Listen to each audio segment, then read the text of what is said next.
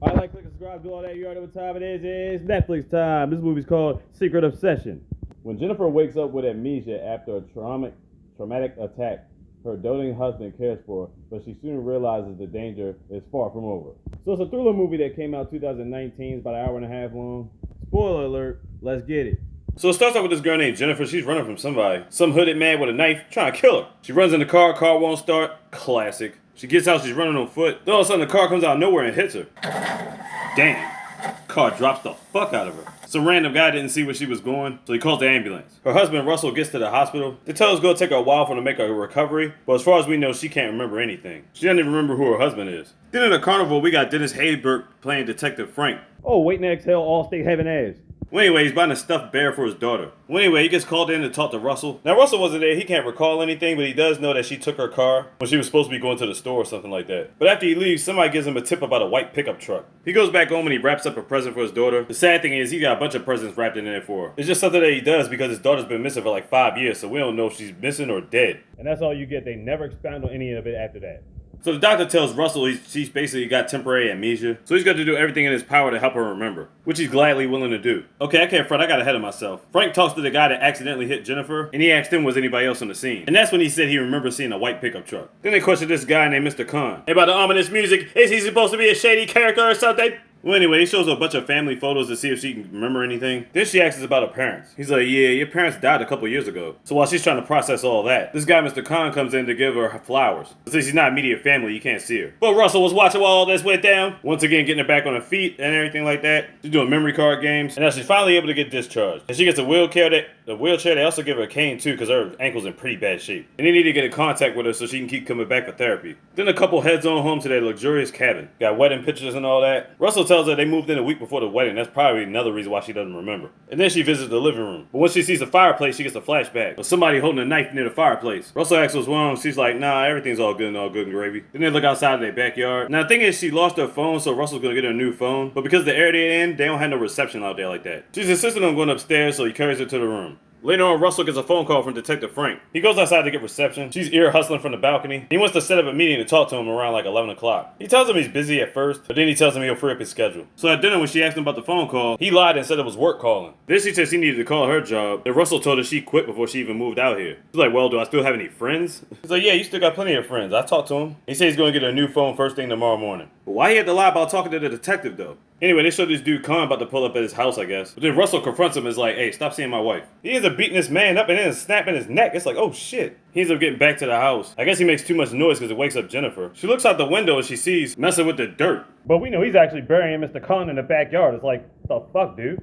So the next morning while Russell's cooking her breakfast, she's staring at that patch in the backyard thinking, what the fuck is that? Yeah, it's just a lump just sitting there. Meanwhile, Frank is concerned that Russell never made his meeting, and he goes to talk to the nurse on staff. She's tried to call and she hasn't heard from anybody either. And she's been calling because she knows Jennifer still needs therapy on her ankle. Meanwhile, Jennifer's back in the house going through baby pictures of her and Russell. Then she notices one picture looks weird. See the back of the head? That's supposed to be a mirror. Is that supposed to be reflecting off of Russell's? Like, what the fuck? So now her antenna's gone up, so she's trying to go down the steps. She looks at the wedding picture again. It looks like the color of his neck doesn't match the color of his face, right? Looking kind of Photoshop. I know she might have amnesia, but she ain't stupid. She tried to go through the laptop, but she couldn't figure out the password. Then when Russell came home, she acted like she was looking for a book. Russell got a brand new phone. Ain't got no signal out there, but it's got all her contacts in it and everything like that. Meanwhile, Detective Frank goes to an address that Russell gave him, and this lady came to the door. She's like, no, Jennifer and Russell live here. So basically, he's been duped. Seems like Russell's got something to hide from him. He calls up his boys at the police station. He had told them to run a trace on Russell's phone earlier, but they couldn't because the phone was a burner phone. Yeah, that nigga definitely hiding something. Now he's in bed telling her that memories will definitely come back. It's just when they get the love and he about to give her the business. But as soon as he touches her leg, she has a flashback of the guy chasing her, grabbing her leg, and she pushes him away. He gets frustrated and he grabs her. He's like, I've been there through thick and thin and all that. He's frustrated and he tries to apologize, but she ain't having none of it. So he dips off and goes downstairs. But what she doesn't know is he's got a camcorder watching her. I'm starting to get random vibes about this nigga. So Frank calls up the nurse again. He's trying to get some video camera footage. She says she'll have it sent as soon as possible. She's like, if you need anything, let me know. But he doesn't want any camera footage. He wants camera footage of the parking lot. Next day, Russell brings in flowers trying to apologize to Jennifer. She forgives him for the time being, but she still has her suspicions about him. Now, Detective Frank goes to this tattoo guy. Why? Because Jennifer didn't have her ID when she went to the hospital. So he's wondering how Russell identified her as his husband.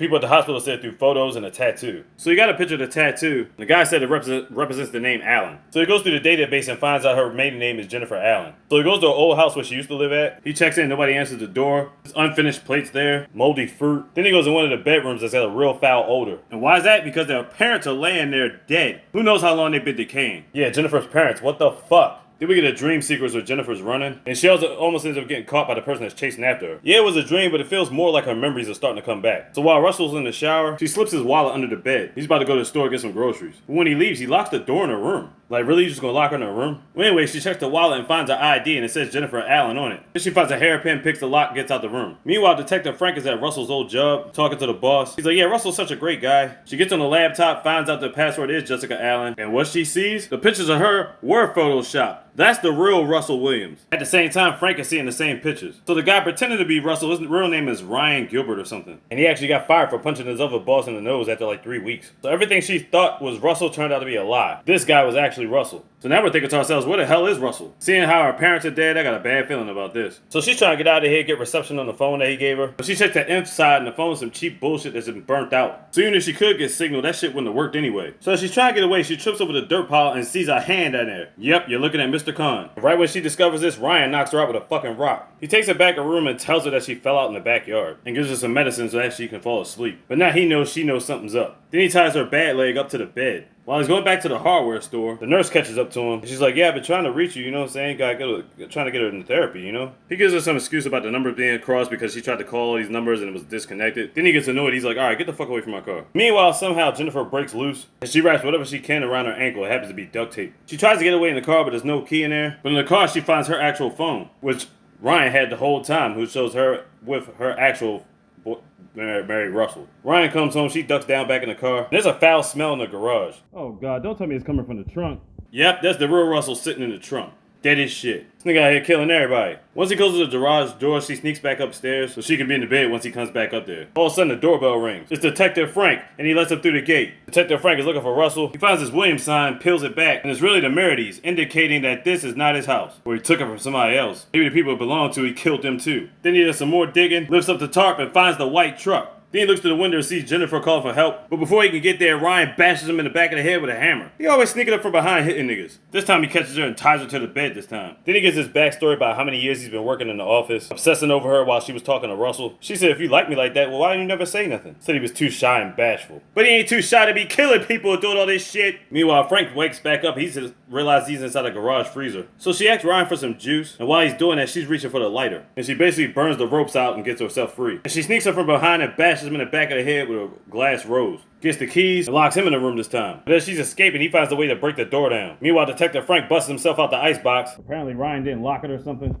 She started running through the woods. There was a tussle, but her ankle gave out and she fell down a hill. It got to a point where he had enough. He's just about to kill her at this point. Then comes Frank to the rescue. Then she grabs a gun and bangs shots off at Ryan. Ryan done deal dead as shit. 3 months later, they're both about to move and go on their separate ways. But Frank gives Jennifer one more thing that he picked up from the office. It was a letter from Russell. Basically a love letter saying he wanted to spend the rest of his life with her and all that stuff. Sad thing is he can't because he's dead. Then she goes back to San Jose, California. And there you have it. I saw this movie like a while ago, but I happened to see it pop up and I was like, why not? Let's just do a review on it.